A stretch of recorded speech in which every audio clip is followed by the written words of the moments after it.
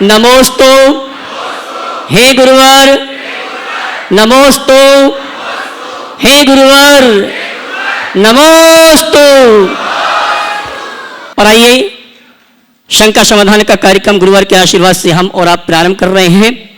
और पहले प्रश्न के लिए आमंत्रित करूंगा डॉक्टर अतुल सिंगई भोपाल, और उसके बाद तैयार रहेंगे भाई संजय जी तड़ा। परम पूज्य महाराज जी के चरणों में मेरा सादर वंदन अभिनंदन नमन करते हुए मैं प्रश्न पूछना चाहता हूँ कि मंदिरों में कई लोग ऐसे मिल जाते हैं जो व्यवस्था को अव्यवस्था में करते हैं, ऐसे लोगों को हम कैसे समझाएं। और दूसरा प्रश्न ये है कि कई जगह मैं देखता जा रहा हूँ महाराज जी की कॉलोनियों में जैन समाज के भी कुछ घर काम होते जा रहे हैं, या उसको कैसे बचाएं। देखिए, जो व्यवस्था में अव्यवस्था करते हैं उनको भगवान भी नहीं समझा सकते। कुछ लोग हैं जिनकी ऐसी आदत जैसी बन गई, तो हमें ऐसे लोगों के सामने अपनी अवस्था का ख्याल रखना चाहिए। एक दो बार समझाने की कोशिश कर ले, माने तो ठीक, नहीं तो उन्हें भगवान भरोसे छोड़ दो। उनकी इस चक्कर में हम अपनी अवस्था को न खोएं, समझ गए। नहीं तो कई बार ऐसा होता है, कई लोग इस तरह के विचित्र स्वभाव वाले होते हैं। जो एक जगह एक व्यक्ति थे जो बहुत देर से आके अभिषेक करते थे। एक दिन किसी ने उन्हें टोका तो भगवान के सामने ही वो एकदम फायर हो गए। लोगों ने बोला इस व्यक्ति को टोकने का कोई लाभ नहीं। तो कहने का तात्पर्य ये है, जो लोग धर्म के मर्म को ठीक तरीके से नहीं समझते वो व्यवस्था में अव्यवस्था फैला देते। आपका जो दूसरा सवाल है, कॉलोनियों में घर कम हो रहे हैं, उसे कैसे रोकें, एक बड़ी ज्वलंत समस्या है। आप अपने बच्चों को पढ़ा लिखा कर बाहर भेज रहे हैं, सबके एक और दो बच्चे हैं, अब तो एक ही हैं ज़्यादातर। अब बच्चे पढ़ लिख करके बाहर चले गए तो घर में रहेगा कौन। अधिकतर तुम्हारे भोपाल जैसे शहर में जो राजधानी है कहने को, तो भी तुम कॉलोनियों में देखोगे तो घरों में सीनियर सिटीजन ही मिलेंगे। बिल्कुल। तो एक ऐसी विकराल समस्या है जिसका सीधा समाधान दिखाई नहीं पड़ता। इसका दो समाधान हो सकता है। एक तो आप अपने बच्चों को इस तरीके से पढ़ाओ लिखाओ कि पढ़ लिख करके वो आपके ही साथ सेटल हो, पर मुझे पता है ये शायद ज़्यादा व्यवहारिक नहीं होगा। तो दूसरा इसका समाधान ये है कि सरकार से ऐसी नीति बनाने की बात की जाए जिसमें सारे कारपोरेट हाउसेस के जो ऑफिस है वो छोटे और मझोले शहरों में रह सके, ताकि लोगों को वहाँ काम मिल सके। केवल मेट्रो सिटीज में जाने की बात ना आए। इसके बिना बड़ी गड़बड़ी होगी। और जिस तरीके से लोगों का पलायन हो रहा है, माँ बाप अपने बच्चों को पाल पोस के बड़ा करते हैं, बड़ा घर बनाते हैं, बच्चे बाहर चले जाते हैं। जब तक जीते 5-5 हज़ार वर्ग फुट के मकान में अकेले एक वृद्ध दंपति रहते हैं, और जब वो चले जाते हैं तो उनके बेटे उस संपत्ति को बेचने भर आते हैं और कुछ नहीं होता। ये जो समस्या है ये बहुत गंभीर समस्या है और इस पर विचार करना चाहिए। और इससे हमारे धर्मायतन भी असुरक्षित हो रहे हैं, समाज असुरक्षित हो रही है। जो थोड़े से लोग अपनी परिस्थितियों के कारण वहाँ रह जाते हैं, उनको भी ऐसी स्थितियों से दो चार होना पड़ता है कि कब छोड़ के भागे, मजबूर हो जाते हैं। तुम जिस पृष्ठभूमि में सवाल कर रहे हो मुझे पता है, मैंने आंखों से देखा है, संकेतों में ही इसका उत्तर मैं दे रहा हूँ। इस गंभीर समस्या पर विचार करना चाहिए और बच्चों को उसी तरीके से तैयार करना चाहिए। महाराज जी, साथ में जो कॉलोनी मंदिर बनते जा रहे हैं और उससे जो समाज का एक कॉलोनी में एक संकुचित होकर रह जा रही है, किसी हम बड़े समाज में या किसी बड़े आयोजन में एक जन समाज का प्रतिनिधित्व नहीं हो पाता। संपूर्ण के लिए एक ऐसा है। कॉलोनी में मंदिर है तभी समाज बची है। अगर मंदिर दूर हो जाएंगे तो लोग धर्म से ही दूर हो जाएंगे, समझ गए। एक कॉलोनी में तो कम से कम इकट्ठे हो जाते हैं, और मौका पड़ने पर समाज बृहद स्तर पर भी इकट्ठी होती है। इकट्ठे करने का प्रयास तो करना चाहिए, लेकिन लोगों का धर्म ध्यान हमें पहले सुनिश्चित करना चाहिए। चलिए। नमस्ते माँ, नमस्ते। भाई संजय जैन तड़ा, उसके बाद तैयार रहेंगी नेहा सिंगई तेंदुखेड़ा। महाराज श्री, सर्वप्रथम तो मैं सकल दिगंबर जैन समाज सागर की ओर से आपके चरणों में नमोस्तु करता हूं और आपसे निवेदन करता हूं कि आप आशीर्वाद प्रदान कीजिए, क्योंकि आज उनकी आंखें टकटकी लगाए हुए टीवी में होंगी।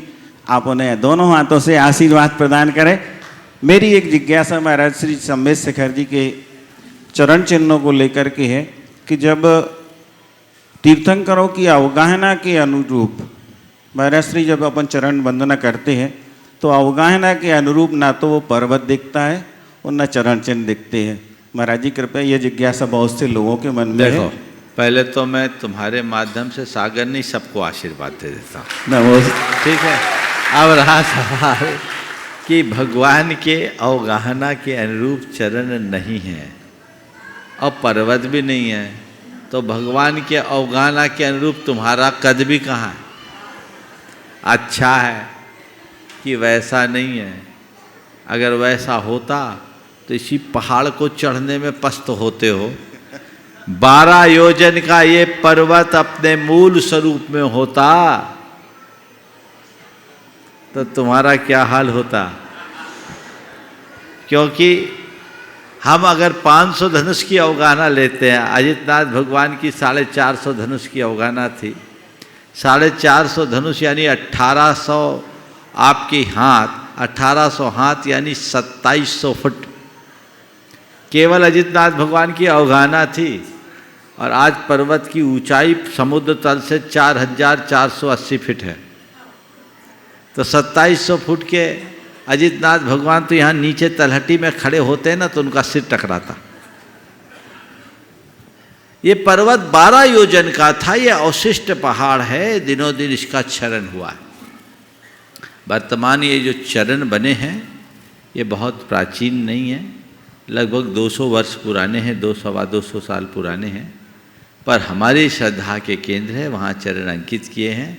ज़्यादा दिमाग मत लगाओ, इसके कण कण को पावन मानकर अपना उद्धार करो। नमोस्तु महाराज।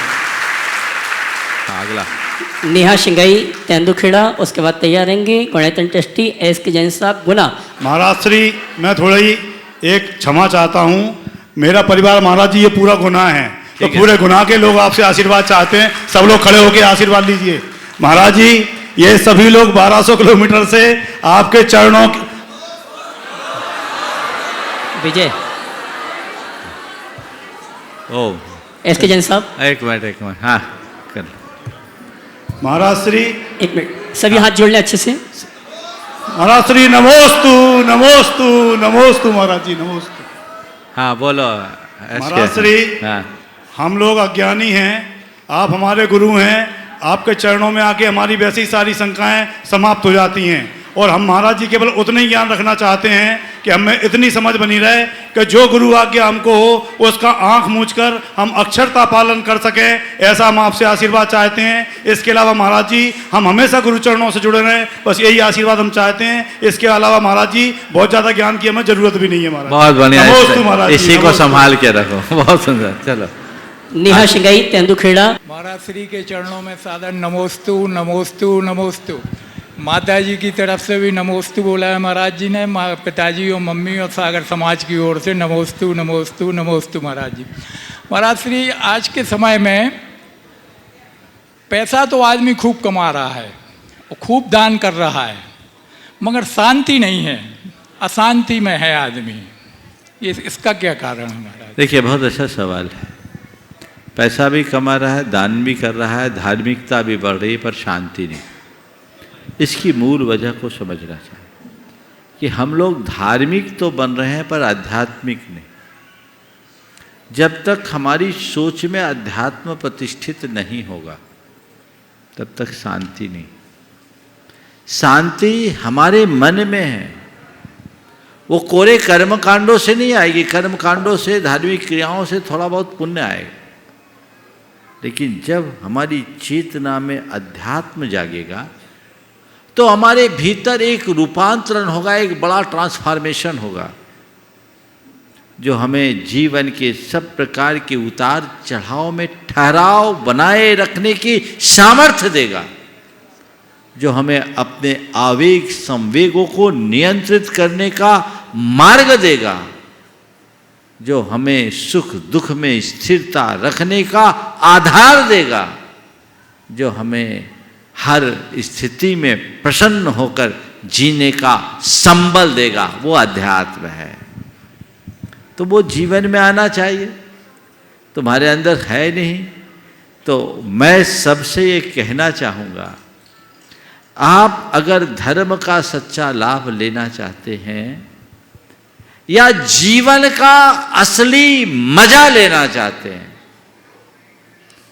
तो अध्यात्म स्पर्शी धर्म करो। केवल रिचुअल पर्याप्त नहीं है, रिचुअल से स्पिरिचुअल की ओर जाना चाहिए। पर मैं क्या बताऊं, आज कुछ कमी भी है। हम जब धर्म का उपदेश देते हैं या धार्मिक क्षेत्र में लोगों को प्रेरित करते हैं, तो उसको बाहरी क्रियाचारों के लिए जितना उत्साहित किया जाता है, उसके विचारों के निर्मलीकरण पर उतना बल नहीं देते। नतीजा, विशुद्धतया धार्मिक दिखने वाले व्यक्ति का आचार व्यवहार भी विकृत दिखाई पड़ता है। इसलिए एक बड़ी क्रांति की आवश्यकता है, जो तुम्हारे भीतर आध्यात्मिक चेतना को जगा सके, जिसके बदौलत अपने जीवन में स्थिरता ला करके जिया जा सके। बहुत बहुत नमोस्तु महाराज। श्रीमान नवीन जैन पूना, और उसके बाद तैयार रहेंगी प्रियंका सचिन जैन इंदौर। नमोस्तु महाराज श्री। महाराज श्री, हम रोज मंदिर तो जाते हैं, बट हमारे बड़े बुजुर्ग बोलते हैं कि जिंदगी में एक बार सम्मेद शेखर जी की यात्रा जरूर करना चाहिए। तो सम्मेद शेखर जी की यात्रा का ऐसा क्या विशेष महत्व है, तो हम सब जानना चाहते हैं। पहली बार आया हूँ? दूसरी बार आया हूँ महाराज जी। चलो देखो, सम्मेद शेखर जी का महत्व क्या है, इसका अंदाज तो तुम्हें तब लग जाएगा जब यहाँ की वंदना कर लोगे। ये सम्मेद शेखर जी सिद्ध निषीदिका है। क्या है? सिद्ध निषीदिका। यहाँ से अनंत आत्माओं ने मुक्ति को प्राप्त किया। हर 24 के 24 तीर्थंकरों की निर्वाण स्थली का गौरव इसे मिला है। वर्तमान में 24 में से 20 तीर्थंकरों का निर्वाण यहाँ से हुआ। तो ऐसा महान तीर्थ जिसका कण कण पावन, यहाँ अनंत ऊर्जा है, जहाँ से उन्होंने निर्वाण प्राप्त किया, उनका ये परमावतारिक शरीर यही विलीन हुआ। तो तीर्थंकर आदि मोक्षगामी महापुरुषों के शरीर की, दिव्य अवतारिक शरीर के वो पवित्र रजकण यहाँ हैं, उसकी ऊर्जा से आवेष्टित ये धरा है। इसलिए जब हम इस पवित्र धरती की वंदना करते, उसकी रज को अपने माथे पे लगाते हैं, तो हमारी आत्मा की पात्रता निखर जाती है, कर्मों की निर्जरा होती है। और इसीलिए कहते, एक बार बंदे जे कोई, ताके नरक पशु गति नहीं होई। तो नरक और पशु गति से बचने का मार्ग है ये, समझ गए? इसलिए अपने जीवन में एक बार सम्मेद शिखर की वंदना जरूर करना, लेकिन भाव सहित वंदना करना। समझ गए? जी महाराज जी। हमसे लोग बोलते हैं, महाराज एक बार बंदे जो कोई, ताकि नरक पशुगति नहीं होए। हम बोले इसको सुधार लो, भाव सहित बंदे जो कोई, ताकि नरक पशुगति नहीं होए। समझ गए? और भाव रहित बंदे जो कोई, ताकि निश्चित दुर्गति होई। इसलिए भाव सहित करना, विशुद्धि के साथ करना। बहुत उत्साह के साथ आए आज। गुना और इंदौर के लोगों की ज्यादा संख्या है, और पूरा देश सम्मेद शिखर में तो अभी पूरा सब तरफ लोग भरे हुए। आप हजारों लाखों लोग साल भर यहाँ आते हैं। वंदना का जो भाव आप लेकर आते हैं उस भाव को संजोइए और इस वंदना को अपने जीवन की टर्निंग पॉइंट बनाइए।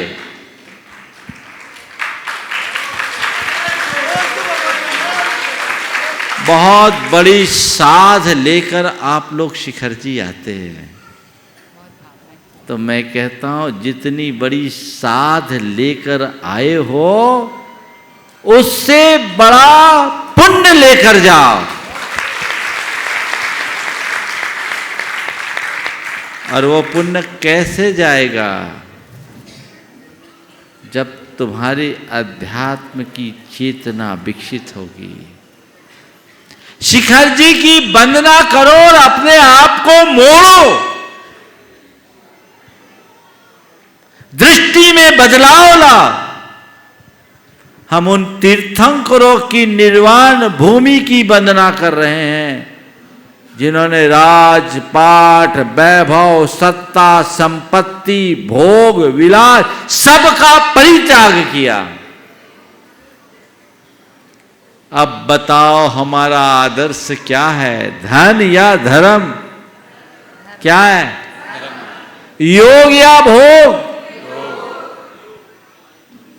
तो जब तुम तीर्थंकरों की वंदना के लिए आए हो तो उनके रास्ते को तुम्हें अपना आदर्श बनाना चाहिए कि नहीं?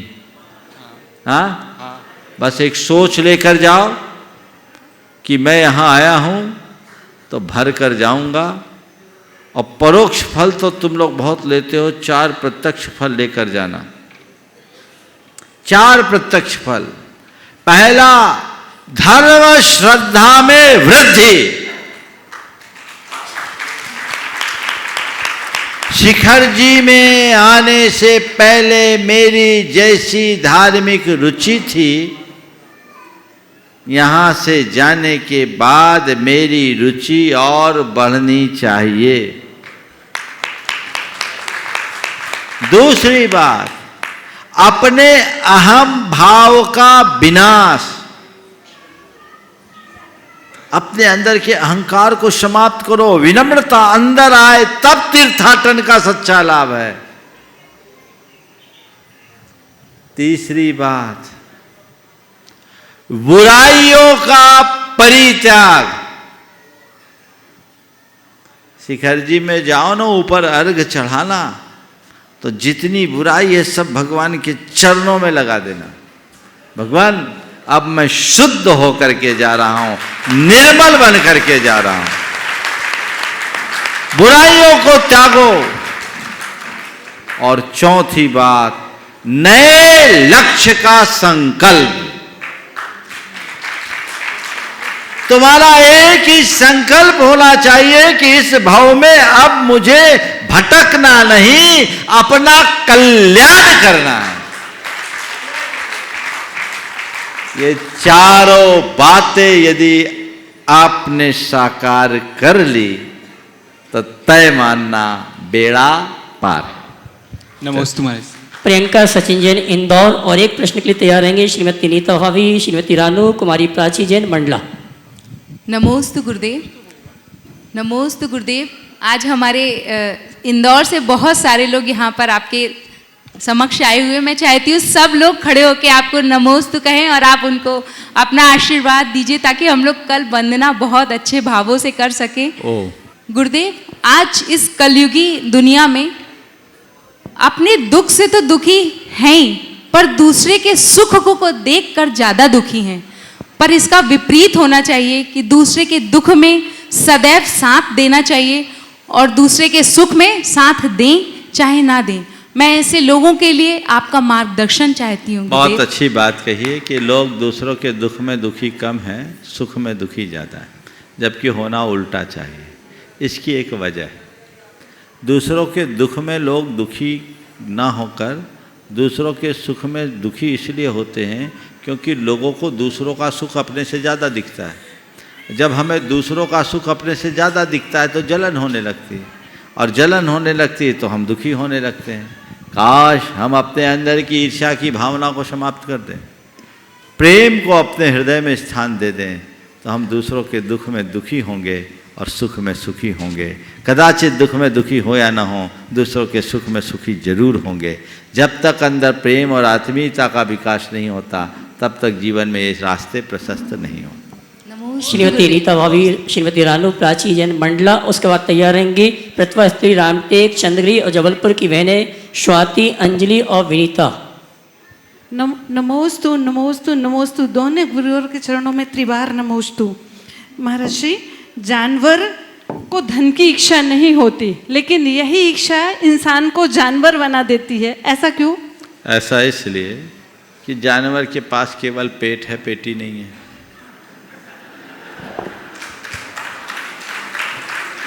समझ में आई कि नहीं? बजाओ जम से।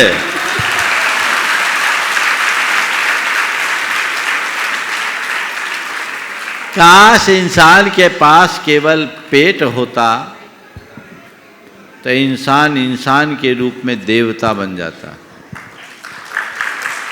लेकिन पेटी जोड़ लेने के कारण अब इंसान जानवरों से भी बदतर होता जा रहा है। वो इंसान नहीं रह पा रहा, हैवान बन रहा है। इसलिए मैं आपसे यही कहूँगा, पेट भरो, पेट की चिंता करो, पेटी से अपने आप को बचा के रखो, जीवन में आमूलचूल परिवर्तन होगा। और जबलपुर की बहन स्वाति, बहन अंजलि और बहन विनीता, उसके बाद तैयार रहेंगे अंकित, अनामिका, अरविंद राजा परिवार जबलपुर। महर्षि के दो चरणों में मेरा बारंबार नमोस्तु। ये प्रश्न प्रतिभा स्थली परिवार और परिवार की ओर से।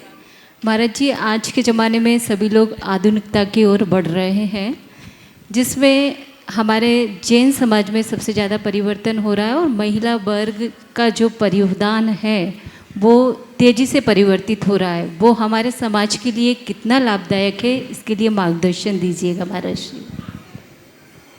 देखिए, एक बार एक परिवार मेरे पास आया, उनकी बेटी एकदम स्किन टच कपड़े पहन के आई थी, जीन्स था, टॉप था।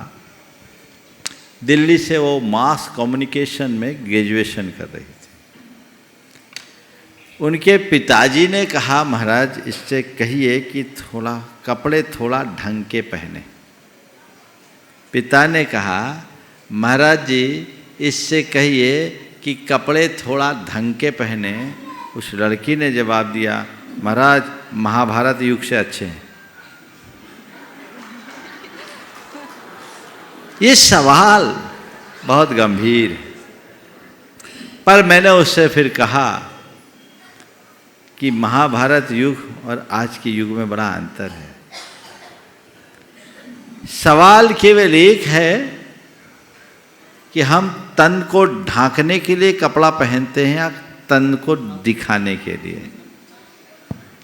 मैं आप सबसे फिर कहूँगा, क्या पहनना क्या नहीं पहनना ये आपका व्यक्तिगत चुनाव है, मैं कुछ थोपूंगा नहीं।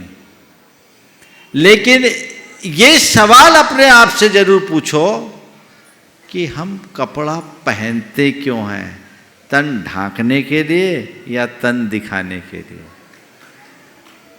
हाँ, और मैं तो एक ही बात जानता हूँ, अगर चारों ओर बिल्लियों का आतंक हो और दूध को खुला छोड़ोगे तो दूध सुरक्षित रहेगा क्या?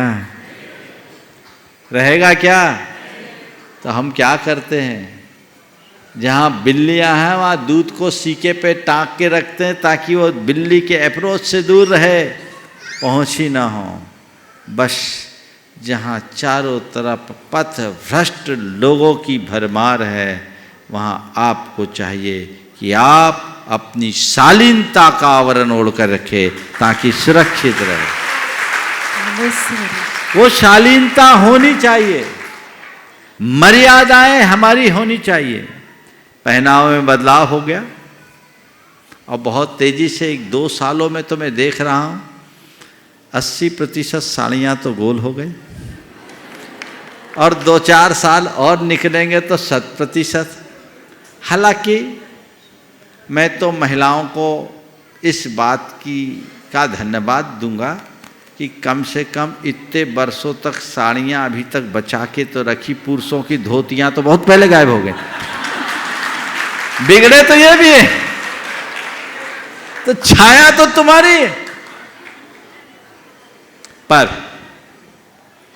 एक बात, एक वाक्य सबके चिंतन के लिए देता हूं। कोई स्त्री अगर विदेशी परिधान पहन करके आती है उसका वो रूप, और वही स्त्री यदि भारतीय परिधान पहनकर प्रस्तुत होती वो रूप, दोनों रूपों को अपने सामने रख कर देखो, किसमें तुम्हें सात्विकता, शालीनता और आकर्षण दिखता है? बोलो। हाँ, मैं एक वाक्य में इसकी समीक्षा करके कहूंगा, आप लोग सहमत हो तो जोर से ताली बजा देना। अभी नहीं, सुनते हो? हाँ, एक वाक्य में इसकी समीक्षा करूंगा। कोई स्त्री यदि विदेशी परिधान पहन कर आती है तो एक भोग्या के रूप में दिखती है, और वही स्त्री यदि भारतीय परिधान में आती है तो मां, देवी और बहन की तरह दिखती है।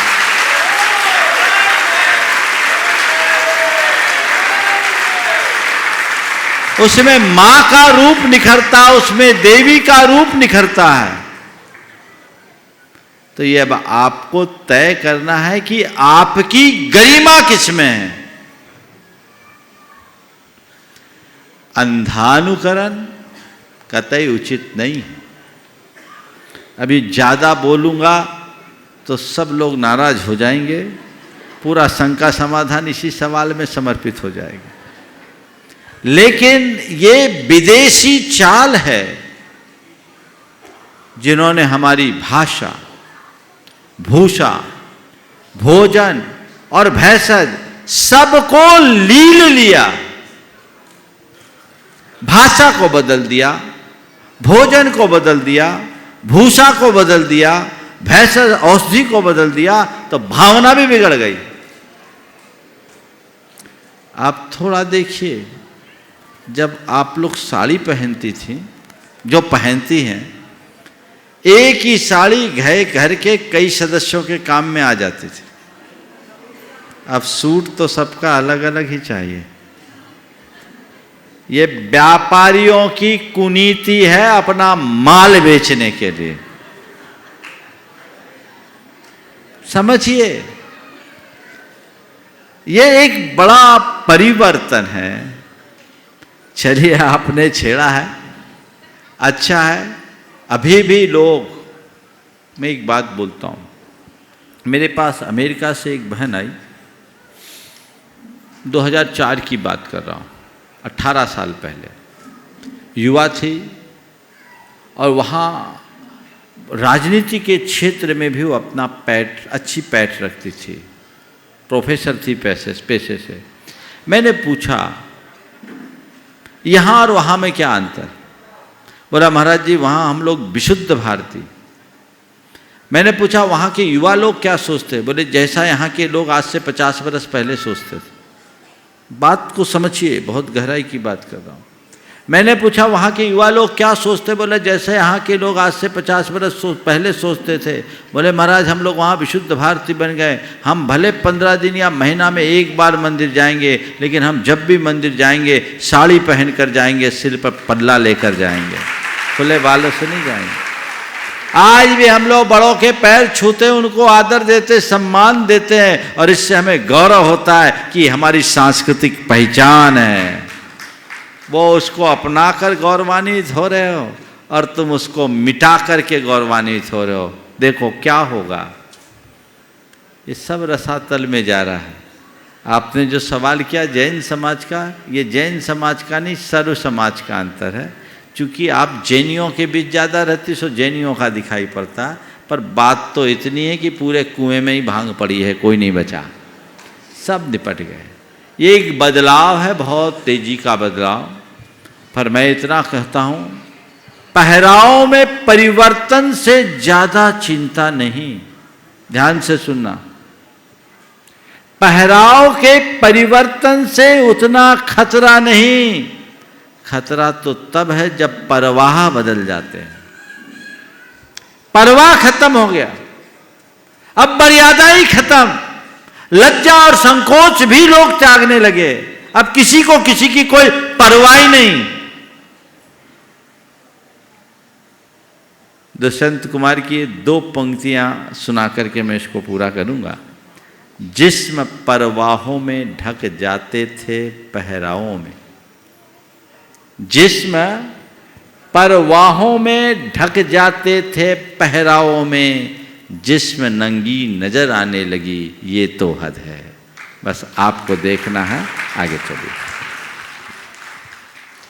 और आइए अगले प्रश्न के लिए अंकित अनामिका अरविंद राजा गणतंत्र ट्रस्टी परिवार जबलपुर, उसके बाद तैयार रहेंगे शब परिवार। हाँ बोलो। गुरुवर के चरणों में त्रिवार नमोस्तु। थोड़ा अंदर को आ जाओ, अंदर को आ जाओ। हाँ गुरुवर, मैं कुछ स्वास्थ्य संबंधी प्रतिकूल ना होने के कारण शिखर जी की वंदना डोली से करनी पड़ती है, तो पहाड़ पे कई लोग उसका व्यंग करते हैं कि इतनी कम उम्र में डोली कर रही हो, पैसे का ये है वो है, तो महाराज जी उस समय मैं अपने भाव कैसे रखूं? उसको कहो आपकी बोली लग जाए और मुझ में इतनी ताकत आ जाए कि मैं पैदल कर लूँ। बहुत बहुत आभार।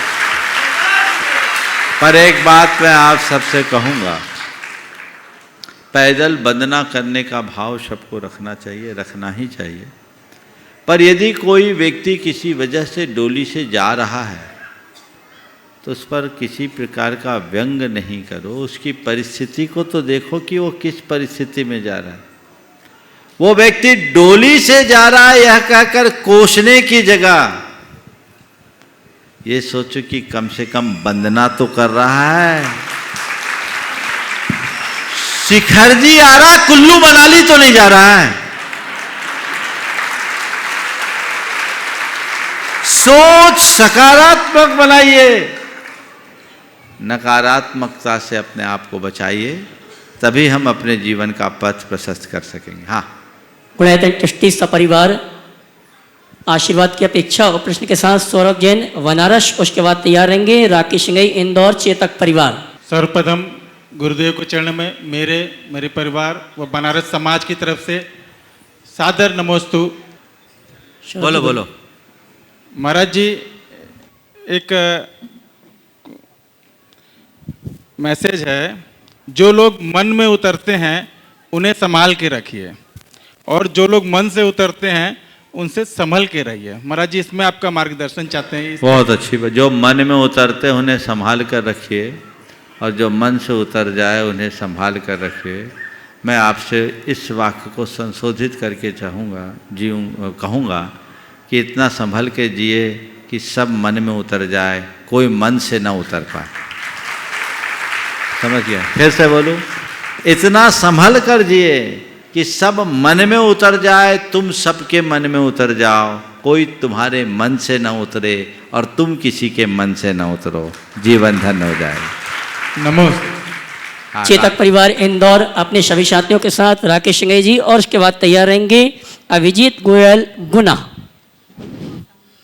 बोलिए संत शिरोमणि आचार्य गुरुवर विद्यासागर जी महाराज की, मुनि श्री प्रमाण सागर जी महाराज की। महाराज जी, हमारा एक छोटा सा क्वेश्चन है कि किसी के अवगुण न देखते हुए उसके गुण को देखकर किसी का विकास हो सकता है क्या? अवगुण न देखते हुए गुण को देखकर उसका विकास हो सकता है क्या? उलट के पूछूंगा, अवगुण देखने से विकास हो सकता है क्या? जी, विकास तो गुण देखने से ही होगा, इसलिए गुण ही देखो, अवगुण देखने की कोशिश मत करो। नमस्ते। हाँ बोलो। अभिजीत गोयल गुना, उसके बाद तैयार रहेंगे आशिका जैन जवेरा। मगनलाल जी कमल के परिवार से मैं हूँ, जिन्होंने पूज्य आचार्य श्री के साथ मूकमाटी महाकाव्य की रचना में अपना पूरा उनकी समीक्षाओं को तैयार किया। महाराज श्री, मेरी माताजी पिछले वर्ष कोविड में भयानक रूप से बीमार थीं और 10 दिन तक वह हॉस्पिटल में ऑक्सीजन पर थीं।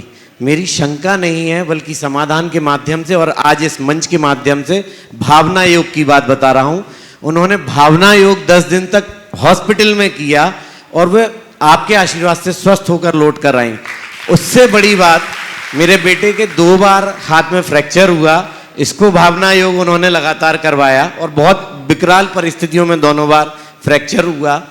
मेरी माताजी ने एक चिट्ठी लिख कर रखी और मुझे ये बताते हुए हर्ष हो रहा है कि जब मैं शिखर जी आ रहा था तो उन्होंने वो चिट्ठी निकाल के दी और ये कहा कि बेटा हो सकता है ये चिट्ठी तुम्हें शायद मेरे जाने के बाद मिलती, लेकिन तुम चूंकि शिखर जी जा रहे हो इसलिए चिट्ठी लेकर जाओ।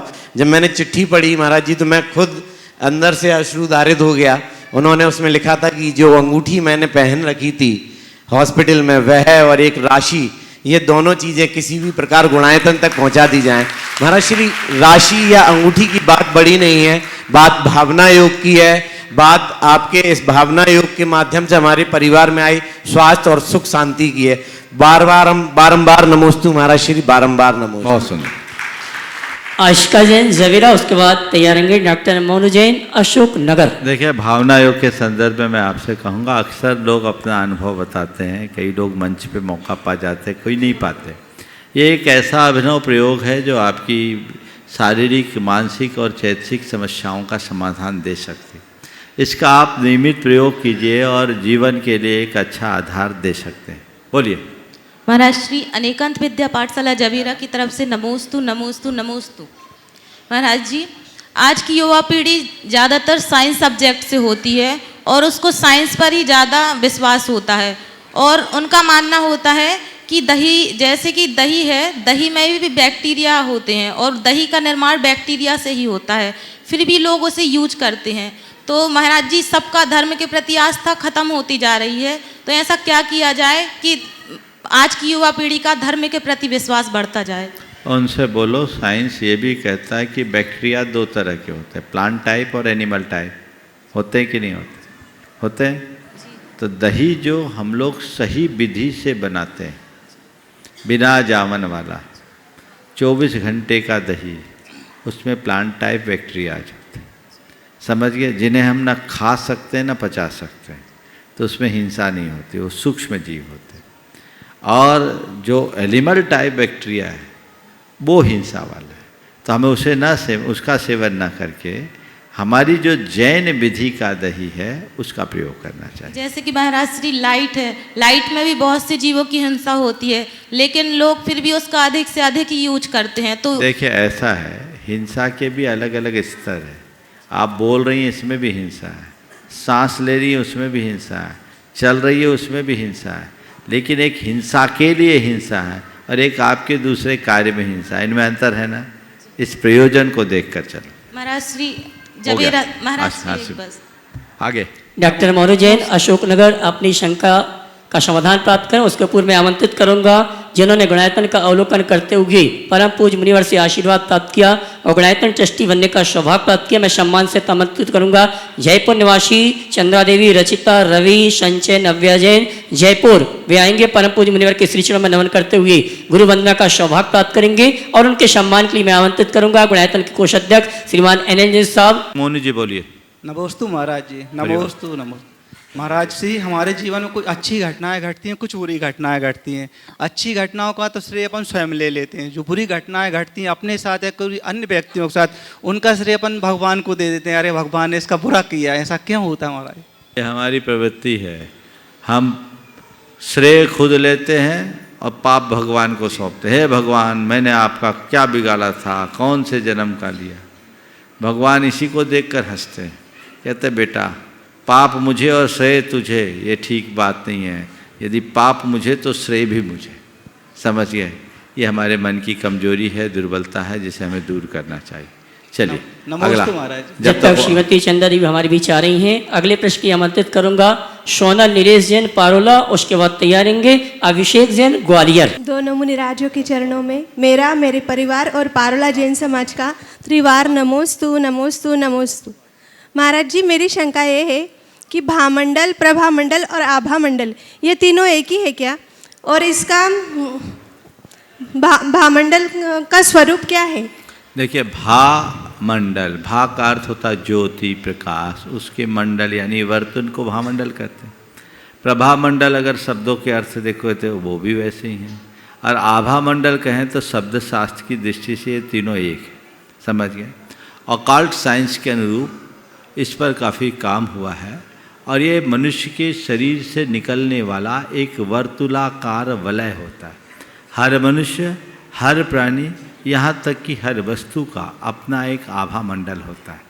हम तीर्थंकरों का जो आभा वलय होता है बड़ा तेज ज्योतिर्मय होता है, इसलिए भामंडल के रूप में उन्हें जानते हैं, जो उनके एक प्रातिहार्य के रूप में जाना माना जाता है। इसलिए तीर्थंकरों के उस आभा मंडल को भामंडल के रूप में जाना जाता है।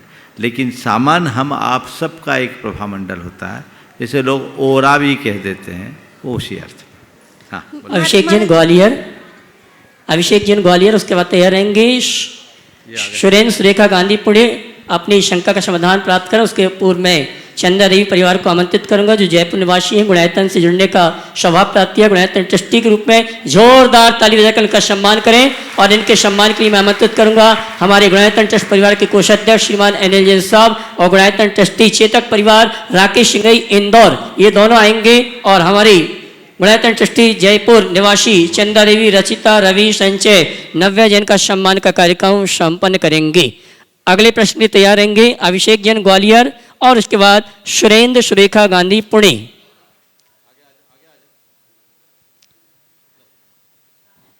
माइक पहुंचाएं सुरेंद्र सुरेखा गांधी पुणे परिवार के लिए।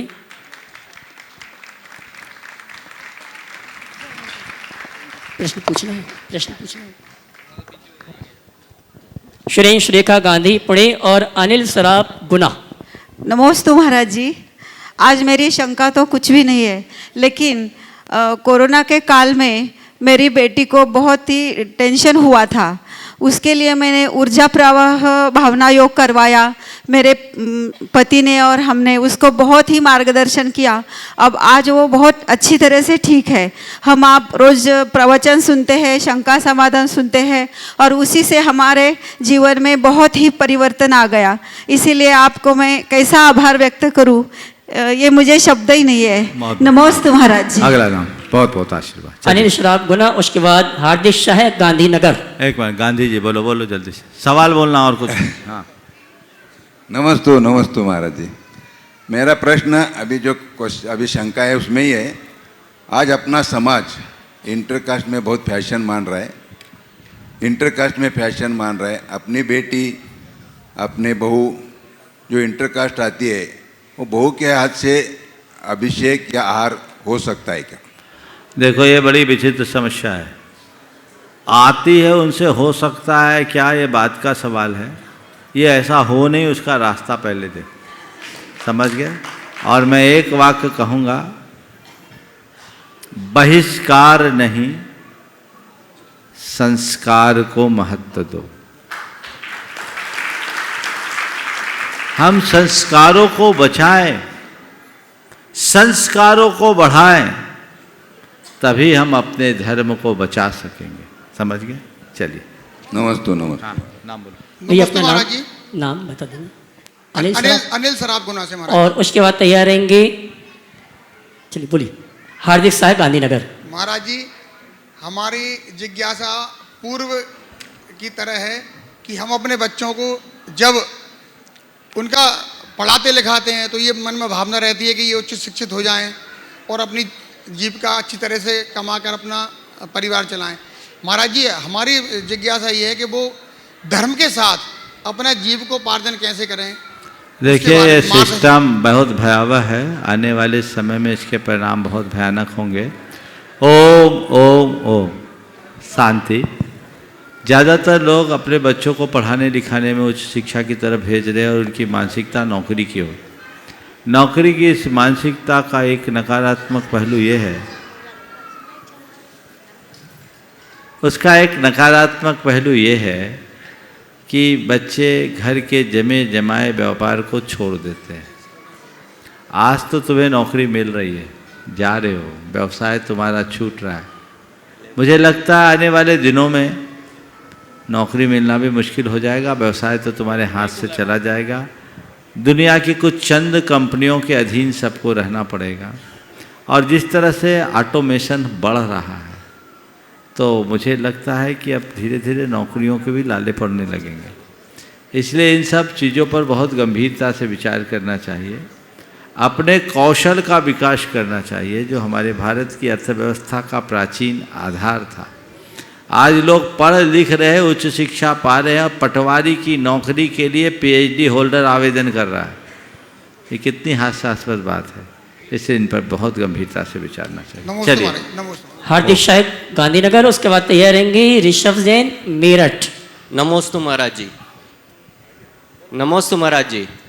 बोलिए। आज का जो शंका समाधान है वो सुबह के प्रवचन से है। हमको मीठा बोलना चाहिए, कम बोलना चाहिए और परिस्थिति के अनुसार बोलना चाहिए। लेकिन कोई लोग मीठा बोलते हैं वो हमको बाद में दगा देते हैं, और जो कड़वा बोलते हैं वो सहाय करते हैं। तो कैसे? देखिए, मीठा तो बोलना चाहिए पर मीठी छुरी से बचना चाहिए। समझ गए? मैं समझता हूँ ज़्यादा बोलने की जरूरत नहीं। चलिए, आज के सत्र को यहीं पर विराम। बोलिए परम पूज्य आचार्य गुरुवर श्री विद्यासागर जी।